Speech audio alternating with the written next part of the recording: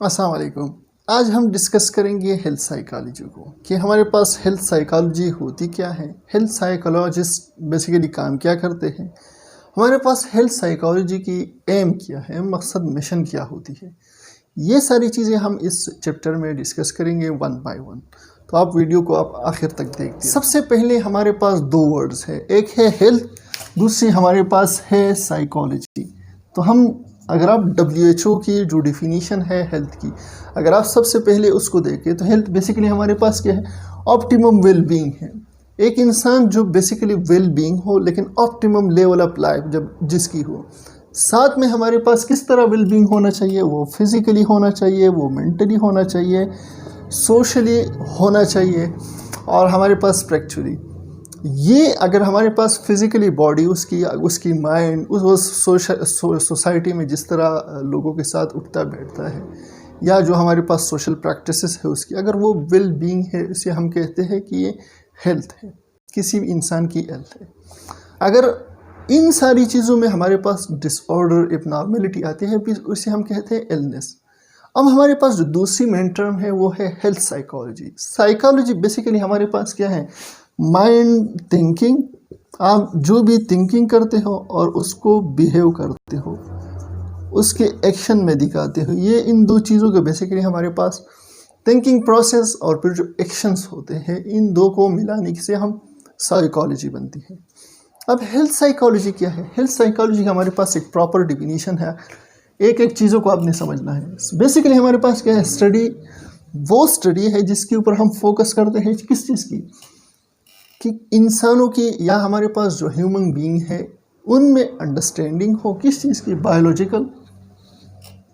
Biology, psychology, और हमारे पास जो सोशल इन्फ्लुएंसेस है हेल्थ के ऊपर, सोशल फैक्टर्स होते हैं सोसाइटी में, कल्चर में जो सोशल फैक्टर्स है वो इन्फ्लुएंसेस, और साथ में हमारे पास जो सोशल इन्फ्लुएंसेस है उसके साथ साथ हेल्थ और illnesses with the aim of promoting. अब आपने कहा बायोलॉजी, साइकोलॉजी और सोशल इंटरेक्शन, ये तीन चीज़ों आपने मिलाई। अब हमारे पास यहाँ जो मेन मकसद बनता है हेल्थ साइकोलॉजी का, वो क्या है,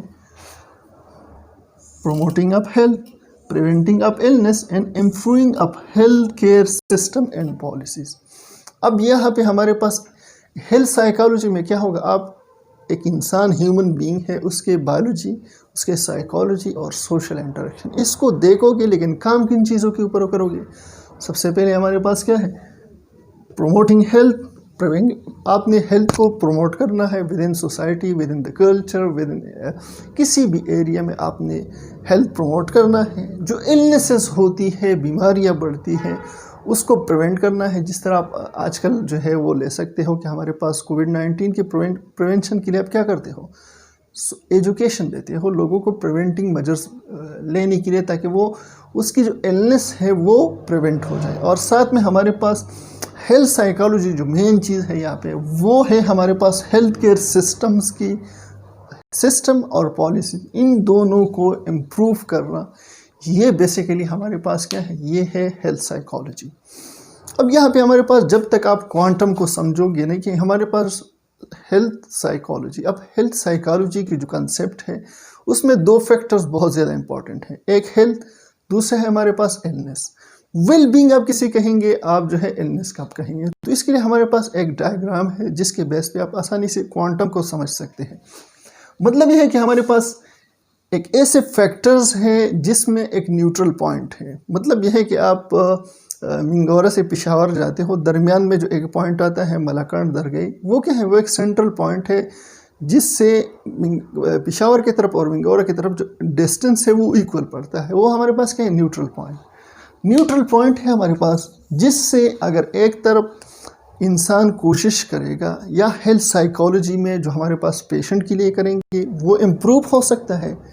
अगर इम्प्रूवमेंट उसमें नहीं आती तो एक पेशेंट जो है किस चीज़ की तरफ जा सकता है, इलनेसेस की तरफ और डेथ की तरफ जा सकता है। अब हमारे पास कौन कौन से तीन फैक्टर है जो हमें वेलनेस की तरफ लेके जाती है, तीन ऐसे फैक्टर है जो हमें डेथ की तरफ लेके आ सकते हैं। एक पेशेंट है, वो क्या है, वो वेल बीइंग है, बिल्कुल ठीक है, लेकिन अगर आप उसमें इम्प्रूवमेंट लेके आना चाहते हैं, ऑप्टिमम लेवल या हाई लेवल आप वेलनेस की तरफ लेके जाना चाहते हो, तो आपने क्या, सबसे पहले अवेयरनेस, अवेयरनेस एक ऐसा पॉइंट है, पहला पॉइंट जो हमारे पास है अवेयरनेस, दूसरा हमारे पास है एजुकेशन, तीसरा हमारे पास है ग्रोथ। ये 3 फैक्टर्स अगर एक नॉर्मल इंसान में आप जो है इन्वॉल्व करने की कोशिश करोगे तो वो हमारे पास हाई लेवल ऑफ वेलनेस की तरफ जा सकता है।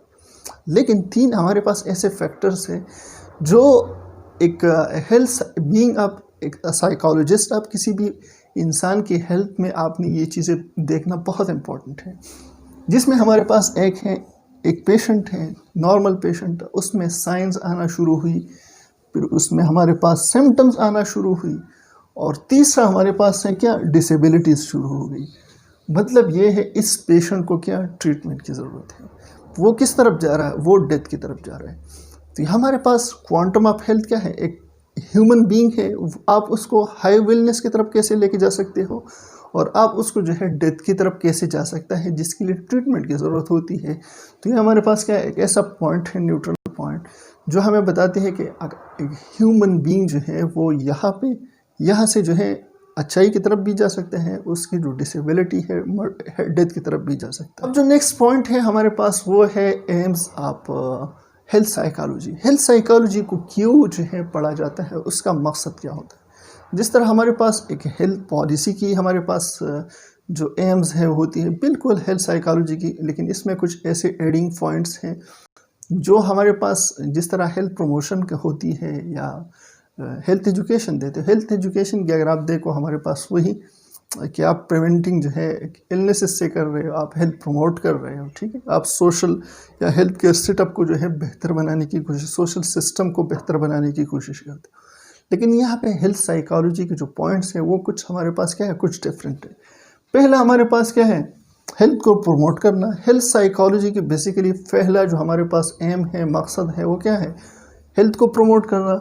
फिर हमारे पास है प्रिवेंशन, इलनेस से प्रिवेंट करना, या अगर एक पेशेंट को इलनेस हुई है उसको ट्रीट करना, उसकी ट्रीटमेंट करना, और वो पॉसिबल रिस्क है उसको ढूंढना, ठीक है। फिर हमारे पास है आइडेंटिफाई, आपने हेल्थ केयर सिस्टम में आइडेंटिफिकेशन करनी है कि कौन सी चीज़ें क्या है, गैप्स है।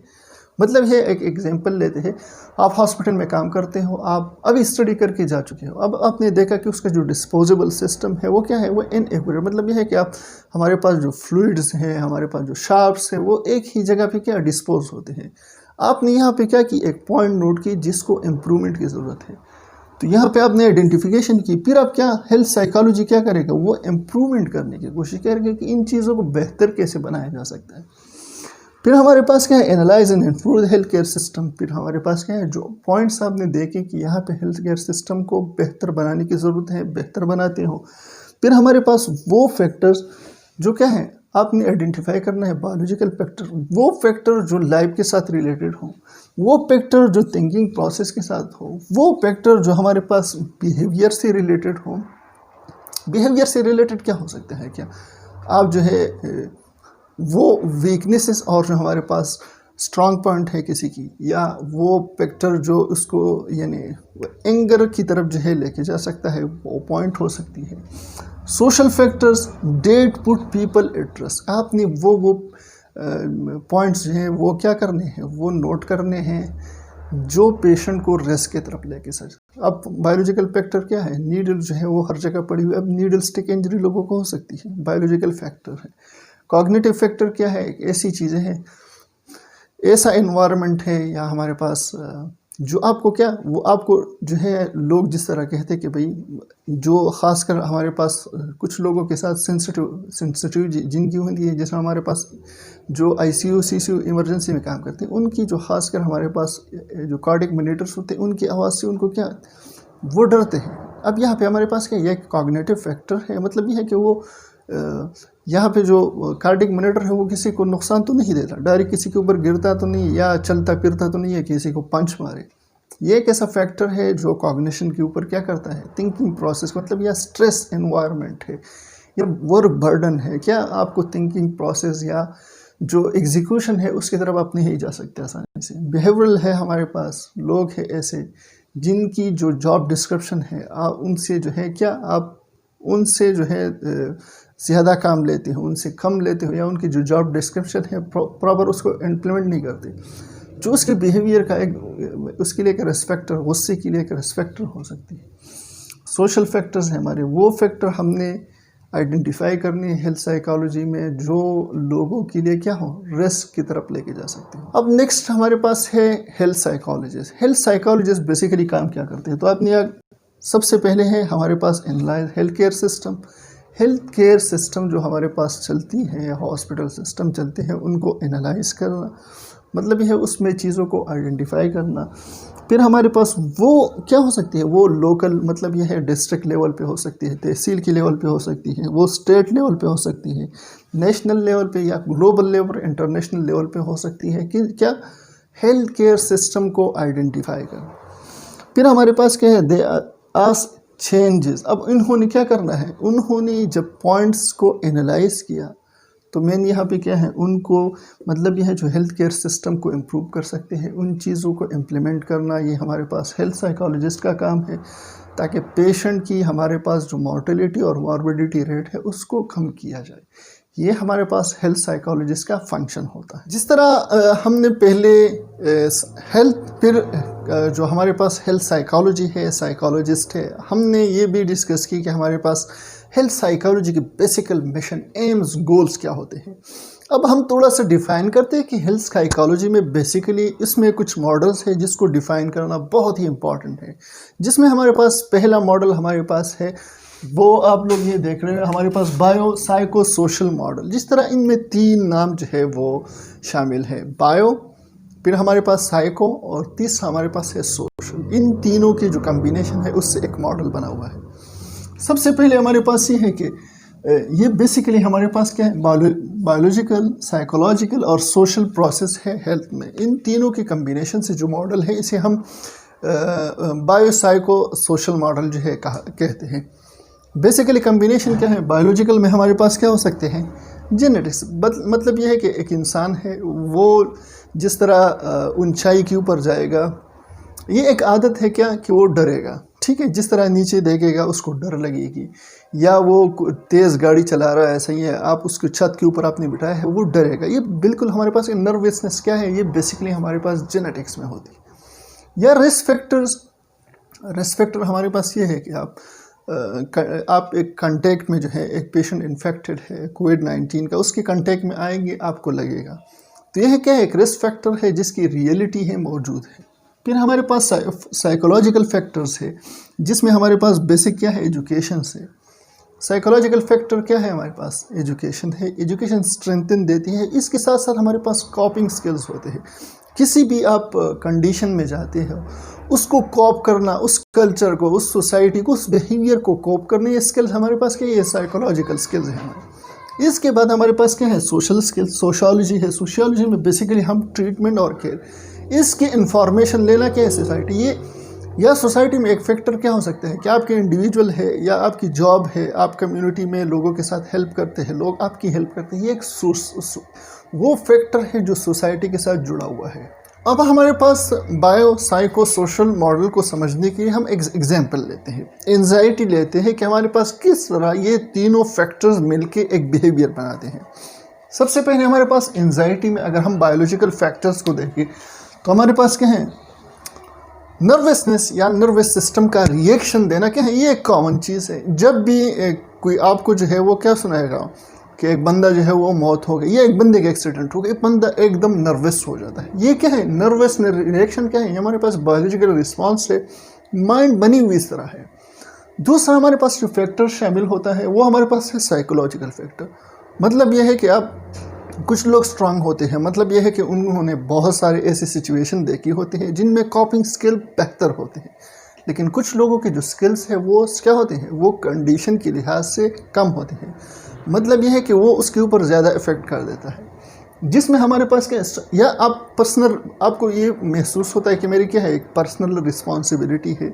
मतलब यह है कि एक बंदा, आप उसकी एक्सीडेंट हो चुकी है, ये मेरी रिस्पॉन्सिबिलिटी, मैंने वहाँ जाना है, मैंने वहाँ पहुँचना है, मेरे ऊपर बहुत सारे काम हो सकते हैं। ये क्या है, ये हमारे पास साइकोलॉजिकल अप्रोच है।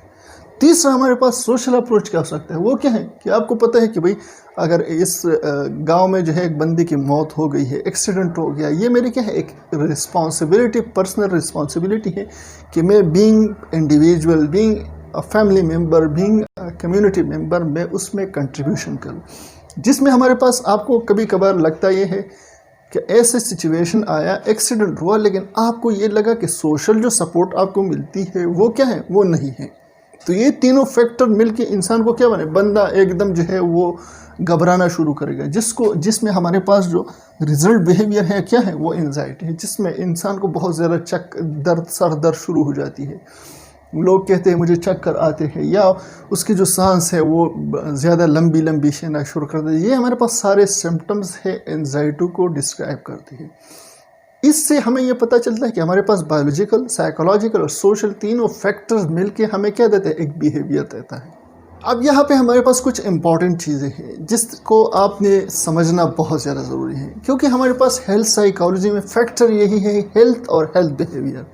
तो हमारे पास जो हेल्थ बिहेवियर है, बेसिकली हमारे पास जो कॉजेस है या कॉजेटिव एजेंट जिसे हम कहते हैं डेथ के लिए रिस्पॉन्सिबल, वो क्या है, वो टू द टाइम जो है वो चेंज होता रहता है। मतलब ये चेंज हुआ है हिस्ट्री, अगर आप देखें चेंजिंग पैटर्न ऑफ इलनेस, अगर इलनेस के पैटर्न आप देख ले तो वो चेंज हो चुका है। अगर आप 1900 देखो तो उसमें रिस्पॉन्सिबल जो ज़्यादातर डेथ के लिए था, इन्फेक्शियस एजेंट था। 1960 में आ जाओ, डिजेनरेटिव डिजीज़, जो हमारे पास क्रोनिक डिजीज़ है वो रिस्पॉन्सिबल थी ज़्यादातर डिजीज़ उसके लिए, डेथ्स के लिए। लेकिन अगर 90 और ऑनवर्ड्स आप देखें तो हमारे पास जो न्यू बॉर्न है, प्रीमेच्योर है, उसके लिए रिस्पॉन्सिबल डेथ के लिए भी इन्फेक्शन है। और ख़ासकर हमारे पास जो लीडिंग काजेज़ में आ चुका है वो एक बिहेवियर आ चुका है, जिसकी वजह से हमारे पास जो डेथ रेट्स है वो बढ़ते हैं। इसी वजह से पैटर्न जो है वो इलनेस का क्या हुआ, चेंज हुआ है। अब उसके लिए ज़रूरी क्या है कि हम कुछ जो बेसिक चीज़ें हैं वो थोड़ा सा जो है उसको स्टडी करें, जिसमें हमारे पास क्या है, अगर आप पब्लिक हेल्थ सर्विसेज यूएसए की देखो तो उन्होंने कहा है कि हमारे पास जो लीडिंग कॉजेज़ है डेथ के लिए, उस अगर 10 को लिया जाए तो 10 में 7 ऐसे फैक्टर्स है जिनको कम किया जा सकता है। मतलब यह जो लीडिंग काजेज़ है डेथ के लिए, उनमें चेंजेस हम कर सकते हैं। अच्छा, अगर लोग क्या करें, अपनी बिहेवियर को चेंज करें। बिहेवियर में क्या 5 चीज़ें चेंज करें तो क्या डेथ की जो रेट्स है वो कम हो सकती है। इनमें हमारे पास क्या है, सबसे पहले है कि अगर लोग जो मेडिकल असिस्टेंट लेती हैं, मेडिकल ट्रीटमेंट लेती है, रिकमेंडेशन लेते हैं, अगर उसको प्रॉपरली फॉलो करें, मतलब ये है हाइपरटेंशन के लिए अपनी मेडिसिन, आपको हाइपरटेंशन है, आपने मेडिसिन ले ली, अब इससे क्या है कि आपको ट्रीटमेंट होगी, अब अपनी मुसलसल लेनी है। दूसरा हमारे पास है डाइट, तीसरा हमारे पास है स्मोकिंग। ये सारे क्या है, बिहेवियर्स हैं जो शो होते हैं, एक एक्शंस हैं जो लोग फॉलो करते हैं, उसको असेस करते हैं, एनवायरनमेंट इसको असेस करते हैं। इसमें हमारे पास और लैक ऑफ एक्सरसाइज, या हमारे पास जो बैड हैबिट्स, अल्कोहल, और जो हमारे पास ड्रग एब्यूज़ है, ये 5 ऐसे फैक्टर्स हैं। अगर इसमें चेंजेस लाई जाएँ according to public health service of USA, तो लोगों के जो 10 में 7 लीडिंग काजेस है उनको कम से कम किया जा सकता है। इस यूनिट में जो मेन इंपॉर्टेंट चीज़ है वो हमारे पास है हेल्थ लोकस। और आप लोगों के जहन में कहो कि हेल्थ लोकस बेसिकली क्या होता है, हेल्थ लोकस क्या है, ये बेसिकली हमारे पास किसी भी इंसान या किसी भी आप किसी भी इलाके में रहते हो, एक इंडिविजुअल की बिलीव्स क्या है अपनी हेल्थ के लिए। मतलब ये है कि आपको पता है कि भाई बाहर से आपको जो इन्फेक्शन आएगा वो बीमार कर सकता है, अंदर से आप एक्सरसाइज नहीं करोगे तो या आपके अंदर जो इन्फेक्शन की चांसेस है वो ट्रांसमिट हो सकती है, आप बीमार हो सकते हैं। मतलब ये है कि आपको पता है कि इंटरनल फैक्टर्स और एक्सटर्नल फैक्टर्स का, और आपको अब बिलीफ, मतलब है कि आपकी एक बिलीव्स है किसी चीज़ के लिए। अब इंडिविजुअल बिलीव्स है हमारे पास किस चीज़ के बेस पे, पास्ट एक्सपीरियंस के बेस पे। आप कहते हो कि भाई कल मुझे बीमारी जो हुई थी वो पहले लोग ये देख रहे थे लेकिन मैंने उनको कहा था कि ये थी। अब ये हमारे पास पास्ट एक्सपीरियंसेस के बेस पे हमारे इंडिविजुअल की बिलीव्स किसी भी हेल्थ इशू के लिए, वो हमारे पास एक्सटर्नल भी हो सकती है, वो हमारे पास इंटरनल भी हो सकती है, जो कंट्रोलेबल हो, लेकिन साथ साथ में हमारे पास क्या जो हेल्थ को अफेक्ट कर सकते हो। हेल्थ लोकस हमारे पास किसी भी इंडिविजुअल की बिलीव अपनी हेल्थ के मुताबिक एक्सटर्नल फैक्टर, इंटरनल फैक्टर दोनों हो सकते हैं, और कंट्रोल भी हो सकते हैं, लेकिन साथ में हेल्थ को अफेक्ट भी कर सकते हैं। इसे हम कहते हैं हेल्थ लोकस। किसी भी इंडिविजुअल की बिलीव्स क्या है किसी भी हेल्थ इशू की रिलेटेड, वो हमारी हेल्थ लोकस है। अब हमारे पास है the role of health belief. Role health belief का रोल बेसिकली, जिस तरह हमने हेल्थ लोकस में हेल्थ बिलीव की बात की, अब हमारे पास इंडिविजुअल की बिलीव की, अब हेल्थ बिलीव हमारे पास क्या है, इसके लिए एक थ्योरी है जिसे हमारे कहते हैं attribution factor. Attribution theory basically 1948 और 54 के दरमियान हैडर ने इंट्रोड्यूस करवाई थी। उन्होंने कहा था कि एक इंडिविजुअल को हम मोटिवेटेड ऑफ अंडरस्टैंडिंग की तरफ ले जाए, कब लेके जा सकते हैं, जब आप उसको एक रास्ता दिखाओ कि ये जो डिजीज़ है या ये जो कॉजेटिव फैक्टर है ये कंट्रोलेबल है, ये प्रेडिक्टेबल है, इसके लिए लोग क्या करेंगे। मतलब यह कि आप लोगों को दिखाएं कि आसानी से समझाएं, इसके लिए लोग क्या करेंगे, लोग दोबारा फिर आएंगे। मतलब है उसको समझने में आसानी होगी। बेसिकली क्या है हमारे पास अप्लाइड किस चीज़ के ऊपर होती है, हेल्थ और हेल्थ बिहेवियर, दो फैक्टर है जो हमारे पास हेल्थ साइकोलॉजी में बहुत ज़्यादा इम्पॉर्टेंट है। तो जिस तरह हमने इससे पहले जो है बायो साइको सोशल मॉडल जो है वो डिफ़ाइन किया, अब इसके बाद जो हमारे पास मेन मॉडल है डिजीज़ बिलीव का, इलनेस बिलीव का, हमारे पास जो मेन इम्पॉर्टेंट मॉडल है, अभी हम दूसरा वो डिस्कस करेंगे। सबसे पहले हमारे पास ये लेवेंथल ने जो है इंट्रोड्यूस किया था हमारे पास। इसकी जो मेन कंसेप्ट है हमारे पास वो सबसे पहले क्या है, सेल्फ रेगुलेशन। मतलब यह है अपने आप को रेगुलेट करना या हमारा जो अपना बिहेवियर है। सबसे पहले हमारे पास क्या है, self regulatory model of illness behaviour. सबसे पहले हमारे पास क्या है, हमारा बिहेवियर या हमारा जो बिलीफ है वो किसी इलनेस के बारे में, वो उसकी जो रिलेशनशिप है वो बेसिकली दो चीज़ों के दरमियान में है। एक हमारे पास है कॉपिंग बिहेवियर, कि हम उससे कॉप क्या करते हैं, मतलब यह है कि हमारे बिहेवियर में क्या चेंजेस उसको कॉप करने की हैं। दूसरा हमारे पास है समवंस कॉग्निटिव रिप्रेजेंटेशन ऑफ, या मतलब यह है कि उसके हमारे पास जो थिंकिंग प्रोसेस है डिजीज़ के बारे में वो कैसे लेते हैं। सबसे पहले हमारे पास कॉग्निटिव जो हमारे पास एबिलिटी है किसी भी इंसान की डिजीज़ के बारे में, दूसरा हमारे पास है कॉपिंग स्किल। इन दोनों की रिलेशनशिप बेसिकली हमारे पास क्या है, ये सेल्फ रेगुलेटरी मॉडल को जो है वो डिफ़ाइन करता है। अब अगर इसको हम देखें मॉडल को, तो मॉडल बेसिकली क्या है, ये हमारे पास प्रॉब्लम्स मतलब है इश्यूज़ को सॉल्व करने के लिए, ख़ासकर हमारे पास जो इलनेस बिलीफ है उसको ख़त्म करने के लिए जो इलनेस का कंसेप्ट है वो हमारे पास प्रॉब्लम है। ये बेसिकली एक प्रॉब्लम सॉल्विंग मॉडल है जिसका फोकस हमारे मतलब यह है, इसमें बताया ये गया है कि हमारे पास जो दूसरे हमारे पास प्रॉब्लम्स होते हैं उसको जिस तरह सॉल्व किया जाता है, वैसे ही हमारे पास इलनेस एक प्रॉब्लम है जिसको सॉल्व करना ज़रूरी है। अच्छा, बिल्कुल हमने इसी तरह डील करना है जिस तरह हमारे पास क्या है, हम दूसरी प्रॉब्लम्स के साथ डील करते हैं। अब हमारे पास यहाँ पे एक हेल्थीनेस जो है, मतलब यह है कि एक इंसान है वो अपने आप को क्या करता है कि मेरी जो नॉर्मल कंडीशन है वो क्या है, वो हेल्थीनेस है। मतलब यह है जब मैं हेल्थी हूँ, ये मेरी क्या है, एक नॉर्मल बिहेवियर है। तो यहाँ पे हमारे पास क्या है, नॉर्मल बिहेवियर क्या, हेल्थीनेस। अगर आपकी हेल्थीनेस जो है वो एक नॉर्मल बिहेवियर है तो मतलब यह है you will interpret with illness is a problem. तो जब भी आपको एक डिजीज़ या इलनेस लगेगी तो आपको वो लगेगा प्रॉब्लम। क्यों? क्योंकि आप ऐसे स्टेट में हैं जिसमें आप अपनी बॉडी को मतलब ये है कि आप बिल्कुल हेल्थी पाते हो। वेलनेस या हेल्थीनेस आपके क्या है, एक नॉर्मल कंडीशन है। आपको कोई इलनेस आई, वो क्या है, वो आप ऐसे इंटरप्रेट करते हो कि इसको सॉल्व करना क्या है, एक एज अ प्रॉब्लम उसको आप इंटरप्रेट करते हो। इसके लिए आप क्या करते हो, आप अपने आप मोटिवेशन लेके आते हो कि क्या करें, आप उस अपने हेल्थ को दोबारा एस्टेब्लिश करें। तो इसके बारे में हमारे पास लेवेंथल ने एक मॉडल जो है वो पेश किया था जिसे हम सेल्फ रेगुलेटरी मॉडल कहते हैं। अब इसके स्टेप्स और इसको समझने की कोशिश करें। अब अगर हम लेवेंथल मॉडल को देखें तो उसमें हमारे पास मेन क्या है, 3 स्टेप्स हैं। एक सबसे पहले हमारे पास क्या है, इंटरप्रिटेशन है। आप किसी भी चीज़ को इंटरप्रेट करते हो। तो यहाँ पे हमारे पास कोई चीज़ नहीं है, हमने प्रॉब्लम को क्या करना है, जो इलनेस है वो क्या है, वो एक प्रॉब्लम है, उसकी इंटरप्रिटेशन करना। मतलब ये अपनी एक सेंस बनाना कि मुझे एक प्रॉब्लम आई है। दूसरा हमारे पास क्या है, हमारे पास है कॉपिंग। आप में एबिलिटी कितनी है उस चीज़ को कॉप करने की, मतलब यह है आप उसको रिस्पॉन्स कैसे करते हो। या हमारे पास क्या है, आप मतलब यह जो प्रॉब्लम है इलनेस उसकी डील कैसे करते हो। आप अपने आप को एक ऐसी स्टेट में ले जाते हो जिसमें आपकी प्रॉब्लम्स बढ़े ना, बल्कि वापस हेल्थ की तरफ आ जाए। तो हमारे पास यह एक स्टेट ऑफ इक्विलिब्रियम जो है वो पैदा हो जाती है कॉपिंग मैकेनिज्म में। थर्ड हमारे पास क्या है, अप्रेजल। अप्रेजल बेसिकली हमारे पास क्या है कि आप अपनी जो कॉपिंग स्किल है उसको असेस करते हो कि आया आपने जो तरीक़ाकार इंटरप्रिटेशन आपने अपनाई थी, आया वो इफ़ेक्टिव रही या इनइफेक्टिव रही।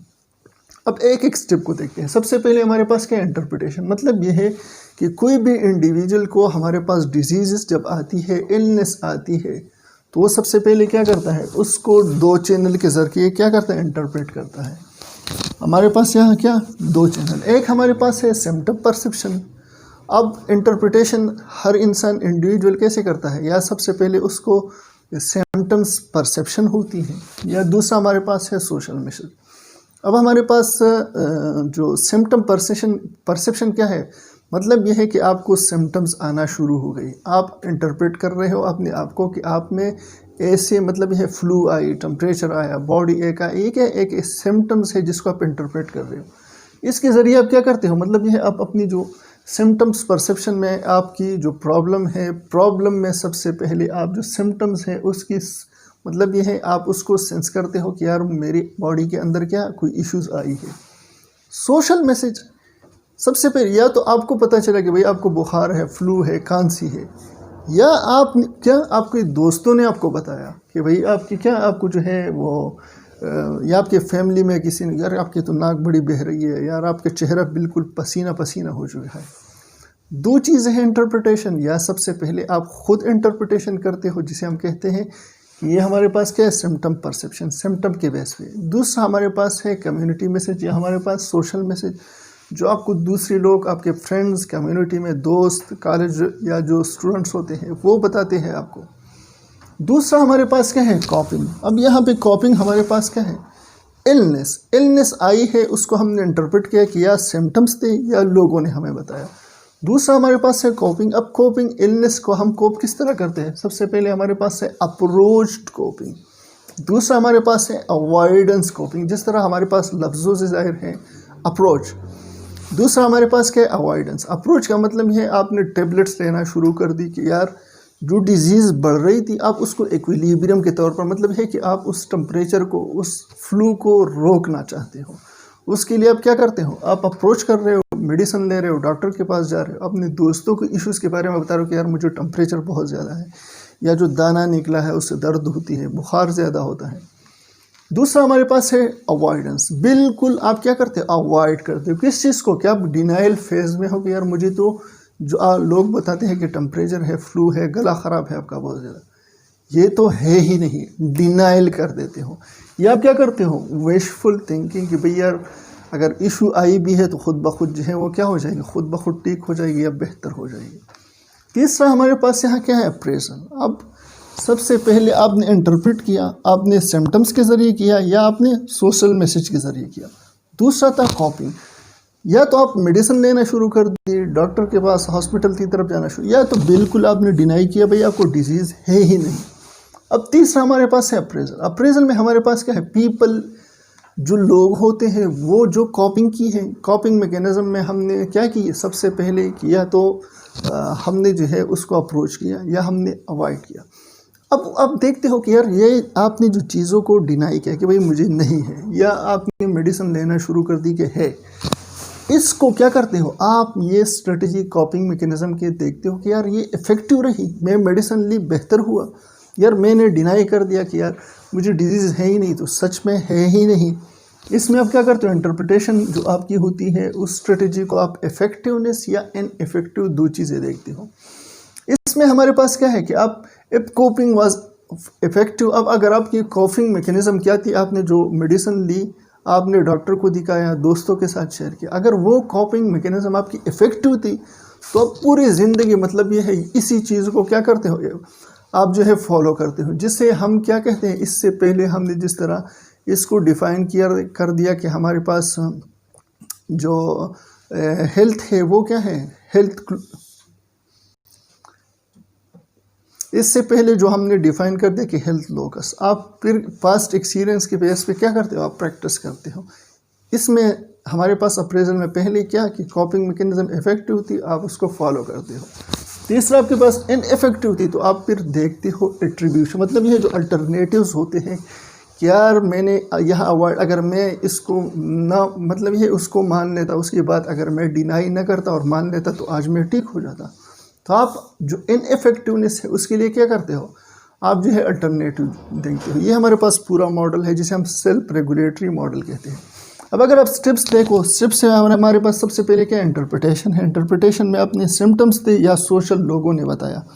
अब इसके ज़रिए दो चीज़ें होगी, एक हेल्थ मतलब ये है जो आपकी रिप्रेजेंटेशन है हेल्थ ट्रीटमेंट की वो, दूसरा आपकी क्या है इमोशनल।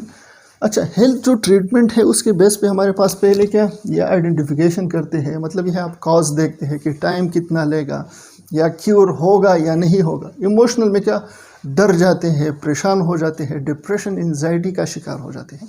अब ये दो चीज़ें आपकी क्या थी, आपको इंटरप्रिटेशन के बाद जो है वो मिली। ये दोनों चीज़ें आपके ऊपर डिपेंड करेगा कॉपिंग के ऊपर। मतलब यह है कि आपने अप्रोच किया, तरफ चले गए, आप इतना डरे कि भाई आपने जो है सब कुछ छोड़ दिया, अवॉइडेंस की तरफ चले, या आपने कॉपिंग मैकेनिज्म बेहतर था, आपने क्या किया अप्रोच मेडिसिन लेना शुरू कर दी, डॉक्टर को दिखाना शुरू कर दिया, टेस्ट करवाना शुरू कर दिया। आखिर में आपकी क्या है अप्रेजल, मतलब ये इफेक्टिव थी इनइफेक्टिव थी, ये दो चीज़ें देखते हो। तो ये हमारे पास क्या है सेल्फ रेगुलेटरी मॉडल है जो 3 स्टेप्स के ऊपर मुश्तमिल है।